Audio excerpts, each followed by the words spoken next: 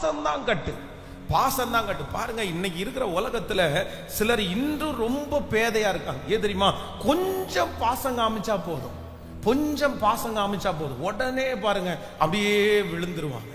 இந்த மாதிரி இந்த பாசத்திற்கு அடிமையானவங்க வேற எதையுமே நீங்க செய்ய முடியாது. அதை எப்பொழுதும் நீங்க நினைச்சுக்கங்க. அப்படின்னா நான் அன்புக்கு அடிமை, நான் பாசத்திற்கு அடிமை.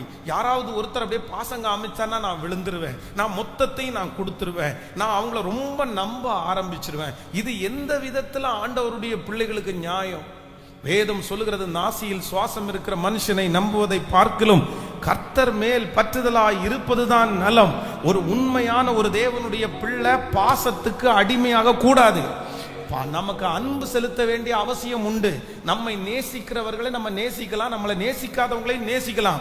ஆனா யாராவது ஒருத்தர் பாசம் காமிச்சாங்கன்றதுக்காக, அந்த பாசத்துக்காக எல்லாத்தையும் விடுறது அப்படின்றது உங்க வாழ்க்கையில பெரிய தோல்வியை கொண்டு வந்துடும், பெரிய தோல்வியை கொண்டு வந்துடும். கர்த்தருடைய பிள்ளைகள் யாரும் பாசத்திற்கு அடிமையானவர்களாய் இருக்க கூடாது.